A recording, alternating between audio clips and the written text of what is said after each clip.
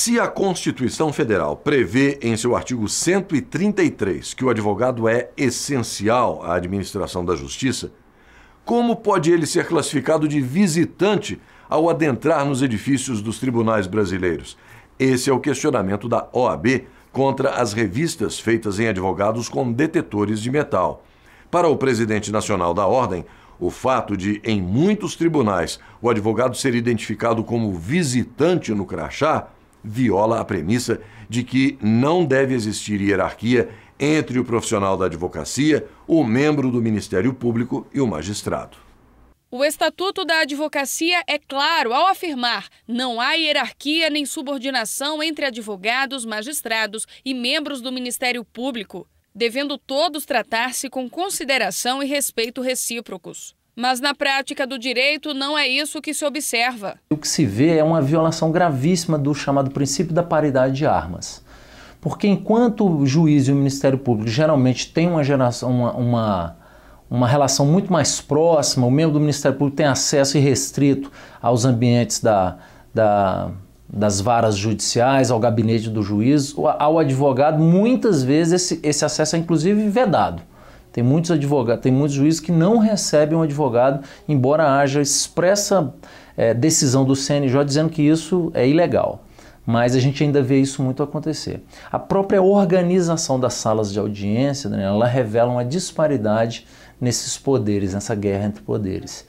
Porque enquanto o Ministério Público fica em um degrau elevado ao lado direito do magistrado, até simbolicamente o braço direito, o advogado fica um degrau abaixo ao lado das partes. Então já começa por aí, pela própria prática forense, uma violação expressa deste princípio. Outra situação que também revela a violação da premissa de que não deve haver hierarquia entre magistrados, juízes e advogados ocorre quando o profissional da advocacia é submetido ao detector de metal para entrar em fóruns e tribunais. Em visita ao Conselho Federal da Ordem dos Advogados do Brasil, o ministro Corregedor Nacional de Justiça, Francisco Falcão, defendeu o fim dessa prática. O ministro anunciou na Ordem dos Advogados do Brasil a sua posição contrária a que somente advogados sejam revistados nos fóruns e nos tribunais.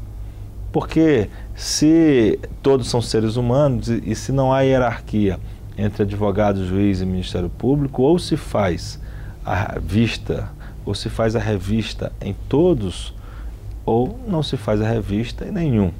E, portanto, essa posição, que é uma posição que afirma uma igualdade, uma ausência de hierarquia entre as três funções essenciais da justiça, é importante para demonstrar a altivez e a importância da profissão do advogado, porque o advogado, ele patrocina o cidadão em juízo, e o cidadão não é menos importante do que o Estado.